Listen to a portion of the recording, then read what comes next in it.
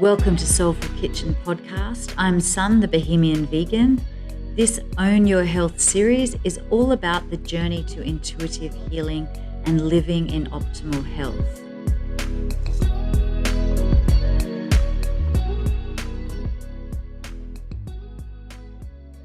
Thank you for tuning in to episode 5 of season 1, Own Your Health. In this episode, I have another special guest on the show, Violet from Positive Outlet, and she's going to take us on her own health journey and how she became vegan.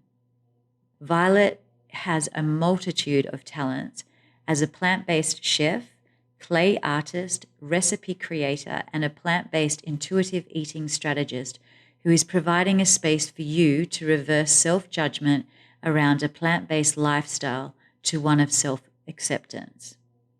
Community, space, journey are what drives Violet and why she started Positive Outlet. Her ultimate goal, just like her own journey, is to help you understand inner healing. Welcome to Soulful Kitchen. Hey! So this is Violet from Positive Outlet. I know I have the Australian accent. I love the Australian accent. Do you? Can you tell me a little bit about yourself and how Positive Outlet started? So basically, it's. I'm just gonna go deep into it. So Positive Outlet is it started as an outlet for myself because in the past, like the past version of me, I was very like suicidal and all of that. And I feel like veganism, or actually being plant-based, it really helped open my eyes to a different way of thinking more positively and transforming my depression and anxiety into something great. So whether it's painting, cooking, or knitting, whatever,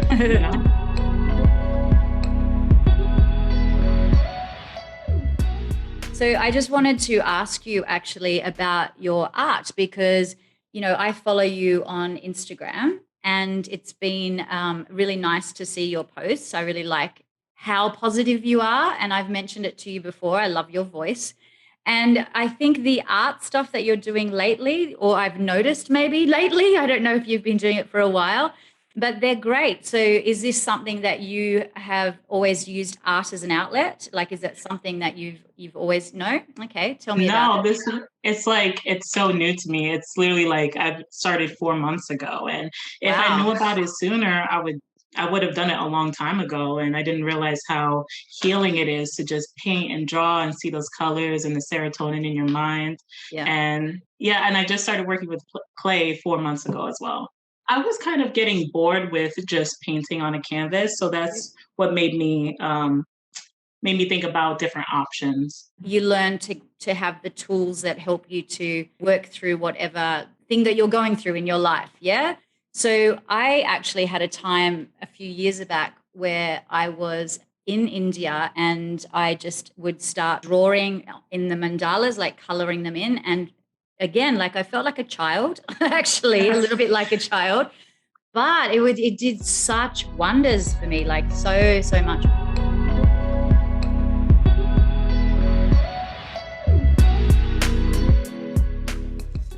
And so what are you working on right now? Well, I'm working on launching like my own business for Positive Outlet, just to provide like better eating practices. So those times where like you're binge eating and then you get really depressed, and just having that community that brings everybody together. That's really what I want to create, because maybe if I would have been a part of that a couple of years ago, it would be easier, and maybe I would have found art a long time ago.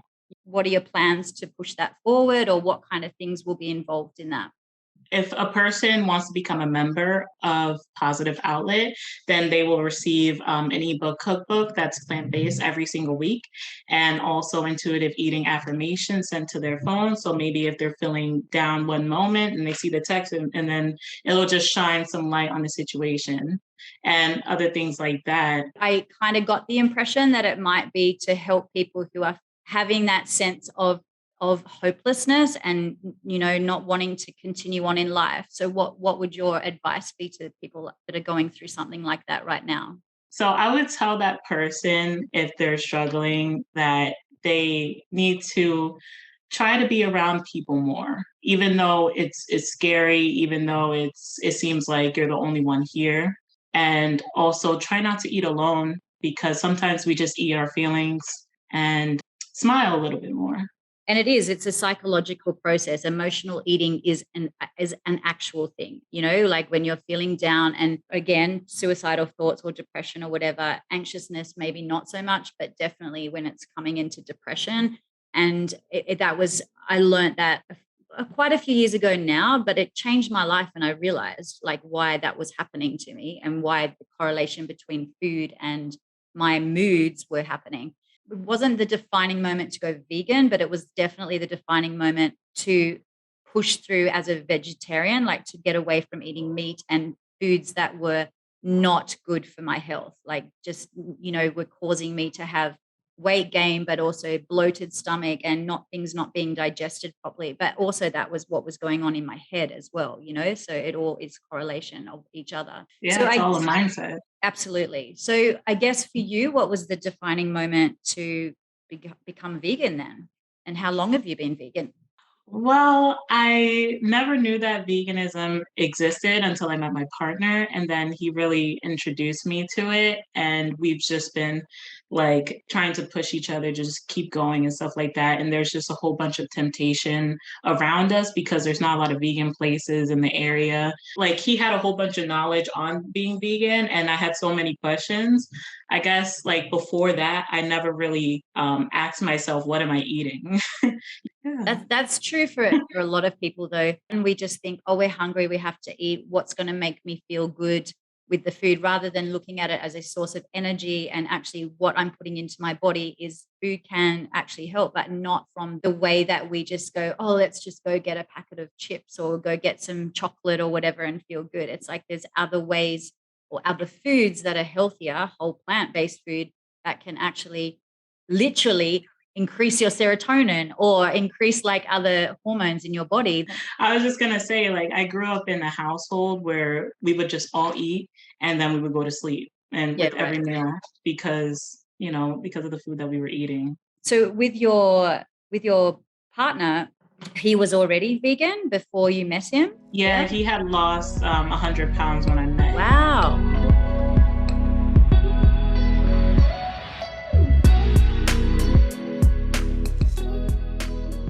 Did you say how long you've been vegan for? How many years? Months? Oh, sorry. Yeah. It's been 4 years. Do you feel that it's like, we have talked about it already, but going vegan, did it kind of have an awakening period for you? Yeah. Yeah, I felt less shut off from the world and more of my true being and who I'm supposed to be in this lifetime. But one problem that I do have is the fact that I eat a lot of bread now, and I'm trying to cut back because I guess when I used to emotionally eat, it was a whole bunch of dairy and a whole bunch of meat. So like unconsciously, how do I say this? Without thinking about it, I just went to bread for everything, for every meal. That happened to me years ago. I was diagnosed as being celiac. So I was told I shouldn't eat any breads, right? Which was really hard because I loved pastries and breads, and that was my favorite thing to eat, and probably why I was always fluctuating in weight and stuff as well. And I did the opposite. I ended up eating dairy. So I was like eating so much dairy food. And then I ended up really sick. So it meant that I had to give up gluten and dairy. And basically then it was like, well, I might as well be vegan, right? Because I'm giving up everything else. How are you going with that decision to cut bread down? Is it hard for you? Yes, it's so hard. I mean, I've been eating the gluten-free bread, and I feel like I'm gaining weight again from that too. Right. Yeah, I'm like, I don't know what to do because I feel like I'm breaking the bank in a way, and I just don't know what foods to pick when I'm. Do you buy the gluten-free bread, or do you make stuff yourself? I tried making it. it's a fail every time, but I buy a lot of it. Yeah. Okay. So I'm going to send you my go-to, like you can make it in less than an hour. Well, with the oven time, it's under an hour, but the actual preparation is like 10 minutes, and it's made with almonds and coconut, and they're like just little bread rolls, and they are so good. Really minimal ingredients, because they're really nice and soft, like a proper bread roll. So yeah. But also I had the same issue with gluten-free products, because I am gluten-free. Like I hated it because like you, I wanted to replace that bread and have something nice and filling in my belly. So yeah, that would be perfect. Yeah, so I'll send that to you at some point. Yeah, for sure. I think it's up on my website actually. I'll double check if it is. I'll just send you the link. Otherwise, I'll send you my recipe. Because if you're struggling with that, like I know when I first made them, I was still like, this is like the last resort. If I can't get this right, that's it. I don't know what I'm going to do, So then basically I think I was just staring at them for like, minutes, just going, oh my God, like they're just like a bread roll. They're great because they've got psyllium husk in them. Have you used psyllium husk before? Yeah, but I'm still confused about that, because I thought it was a form of gluten, but no, it's not. And I use it a lot, but you have to be very careful with the type of psyllium husk you get. If you get the powder, it's going to make the bread turn purple. So you have to get the psyllium husks. It's very specific, because even if you grind, like for some reason you need to grind them down for another recipe. I make a lot of cheeses with psyllium husk as well, because it gives it a real stretchy kind of feeling, but it's definitely gluten-free. When you have bread, you have the yeast, and the yeast is actually, like we say, the wheat is the problem, but guaranteed the yeast is also the problem, like in people that mostly have issues with gluten. And so what yeast does is it actually clings on to things in your body, and that can actually cause problems with your digestive system and create diseases like Candida, which then from Candida can form autoimmune diseases. And that it goes into mental health as well. Like, because once you start getting into autoimmune, it's all like correlated. And the psyllium husk, what's so great about it is that psyllium husk, it comes into the body, and it's like a lubricant. So when it comes down through the digestive tract, it actually picks up all the waste and pushes it out. Things that are going to cause you to get sluggish and all the things that, gluten supposedly do. I honestly believe it's more to do with yeast, because Candida is a yeast overgrowth, and that's kind of where it all stems from. So yeah. That's what I thought. Thank you. Yeah. Also, sorry, I know you're asking questions. I have a question. What symptoms did you have before you got tested for celiacs? I was noticing, I guess it was just like one of those defining moments where I just went, sometimes I feel good and sometimes I don't feel good, and then it was actually my husband, and he said, he was a bodybuilder, and he said to me, you probably should cut out gluten, because I was having all these signs of I was just so lethargic, and the doctors were testing me for this and that. And back then I had no idea, but he said to me, why don't you cut out gluten? And I was like, what's gluten? And he explained it to me, and I was like, but that means giving up bread, and it means giving up all these other things.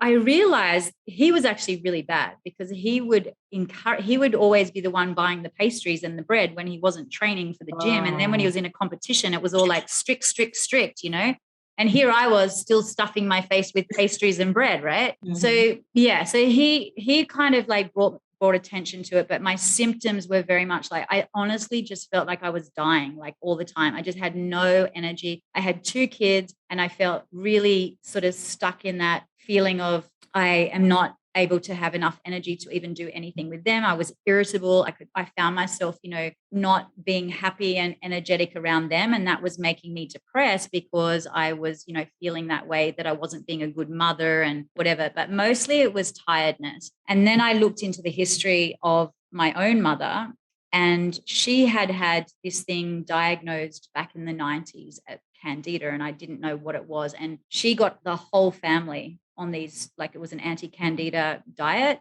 And again, I was young. I didn't really think much of it. And I was just like, oh God, we have to do this. There's like no good food in the house, whatever, because it's literally starving your body of sugars. All of us lost so much weight, like so much weight. It was crazy how much weight. So then I was like, it just kind of went, I wonder, because it feels like the same kind of thing. And then it just all came together from there. Like I just looked into Candida and I looked into the causes of it and what kind of foods, and when you go to the doctors, it's actually really hard to get a Candida test. But back in the 90s, they banned it. They just said they're not, like if a doctor diagnoses you as Candida or gives you a test, they can have their medical license removed. Like that's how serious it was. Pretty interesting topic, Candida. And I'm going to talk about it more. Like so many people come to me with wanting to know information about it. And then they'll go to the doctors and they'll either have that refusing, and then they search around for other doctors and they find someone, they finally get tested and they've got it. Wow. So yeah, so it's like, it's all good to be healthy and on a healthy diet, but if you can have the same problems even eating healthy, because the root of the problem has not been fixed. You're only fixing those symptoms of, alleviating whatever the symptoms are, not fixing the problem. Yeah, for sure. Yeah.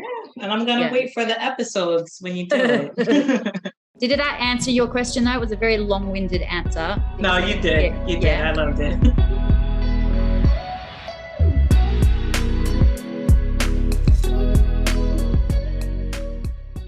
So how has being vegan affected you in a positive way?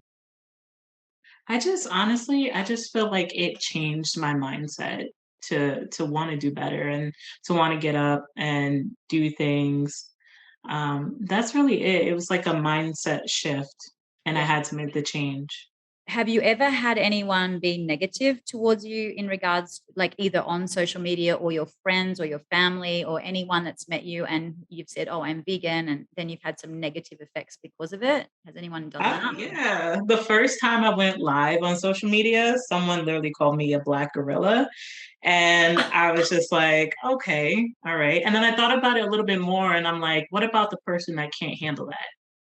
Then they would be like, they would probably self-harm or do something worse to themselves. Yeah. So that's why I have to keep going. I have to keep striving for those people that can't do it themselves at the moment. And this is what I love about people who have been through any kind of trauma, or they've been through anything that has, had such a huge negative effect on themselves. And I'm seeing it more and more and more. And I guess it's because the way technology is now, and that we, have the way social media platforms are, and we're able to interact with each other. We're not waiting for like a video to come out on the topic. We're all just like sharing our stories. And I think that is really helping to heal the world. And I think that's like a very beautiful thing, because something that's probably happened in our lives, and we want to give back to other people because we don't want them to have to go through the same kind of things we did. I love sharing knowledge. Yeah, absolutely. Yeah.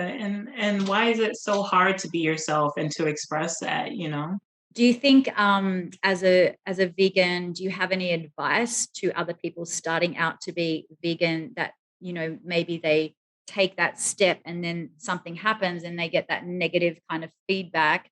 Oh, do you mean if they start posting on social media? I don't necessarily think posting definitely, but also just in general, where do you get your protein is the most common question. But this is like, why are you vegan? Like, that's just so stupid. Yeah. So do you have any advice as to what you would do in that sort of situation? I would just say to find more vegan places, or even change your whole perception of going out and ordering food and being around people that don't have the same belief as you, because people are going to look at you for 1 second and automatically judge you, and there's nothing that you could do about it. You don't have to go to a restaurant and to eat, just to hang out with friends. You could do something. You could have a picnic. You could bring bento boxes of vegan food, and life would just be okay like that. And don't follow the sheep. So if you had one wish in the world, what would it be? My wish right now would be for everyone to feel more connected with themselves and find their inner being, so that they can just be happy, because I feel like a lot of people are looking for an excuse to be in misery, and they get stuck in that. Yeah, that's so true. Yeah, definitely. Yeah, it's a real mindset, isn't it? Like I know many people that are like this as well, where it's there's only so much another person can do for someone, you know, and like, I know the transformation my own personal journey has been. Like, if I quite often say this to myself, especially recently, I'm like, I don't think I even recognize myself. Like, I'm so different to how I used to be. I think, wow, if they knew me even 10 years ago, even probably 6 or 7 years ago, I'm so different. Yeah. Mm-hmm. Yeah. I feel like I've done a lot of talking today. Which is you know, like I've learned so much from this podcast. I'm like, really? I'm so happy. Yeah, from you. You're just so informative. That's very cool.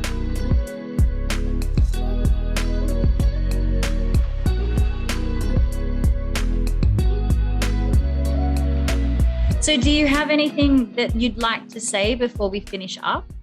My final words would be to just go against the grain and really try out new things, because life is changing and you are constantly changing throughout the seasons, and change is okay. And along that journey, you're going to surround yourself with different people, and there might be points in your life where you're just alone, but you're finding comfort in your loneliness, and that's okay too.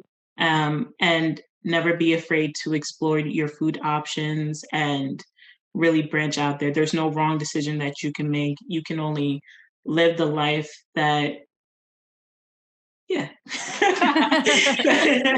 What about, there's something that I just thought of then. So I'm really loving the podcast because I'm meeting so many other people who then can give their experiences and their journey. It's not just about my journey. So I think it'd be nice, like, if you had any recommendations or something for any books or movies or anything that you think might help someone who is starting out to be vegan. Yeah, I would say add more herbs into your lifestyle, because once I started drinking herbal teas and not the bag teas and stuff like that, I feel like that really made me feel more calm and just have more knowledge with the nature that grows around us and stuff. Yeah. And nice. Yeah. Very good. Okay, well, it was lovely talking to you again today. I really, really enjoyed it. And it was nice to see your face as well and to meet you personally. You have a lovely rest of your day. You too. Namaste. And I will talk to you soon. Bye-bye. Bye. See you later. Bye. Yeah.